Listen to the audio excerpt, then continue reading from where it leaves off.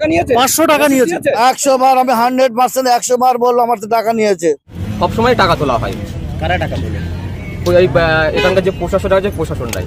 যখন রসিদ দেয় না তখন টাকা নেয়, আমার কাছ থেকে নিয়েছে, এখানে নেয়নি, আমার কাছ থেকে নিয়েছে।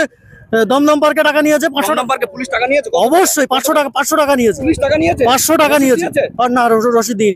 আজ কয়েকদিন আগে এই টেকনোর থানা আমার একটা টোটো করে আমি কলা নিয়ে আসি সাপুরজিতে, তাকে জবরদস্তি 1,500 টাকা আমাকে ফাইন করে বিনা অপরাধে। কেন না, তুমি টোটো কেন চালাচ্ছ?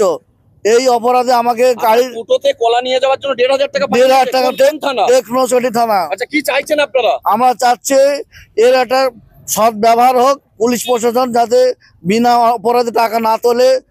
আমি মাননীয় মমতা ব্যানার্জিকে বলবো এই সমস্ত তোলাবাজদের আপনি একটু ব্যবস্থা করুন। আপনার কাছে 1,500 টাকা নিয়েছে বলছেন, রসিদ দিয়েছে?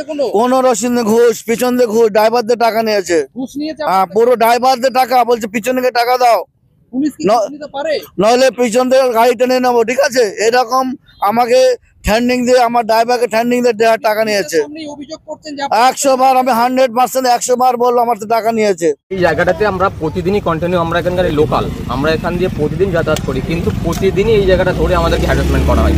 মানুষ প্রতিনিয়ত, প্রতিটা মানুষই এখান থেকে যাতায়াত করে, কিন্তু এখানে সবসময় টাকা তোলা হয়।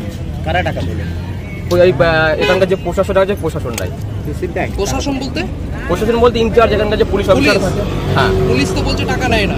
পুলিশ টাকা নেয়, পুলিশের সামনে অস্বীকার করে, কিন্তু পিছনে থেকে টাকা নেয় এরা। আচ্ছা, জনসম্পর্কেরা নেয় না, কিন্তু সাইডে গিয়ে 100-200 করে নিয়েই থাকে।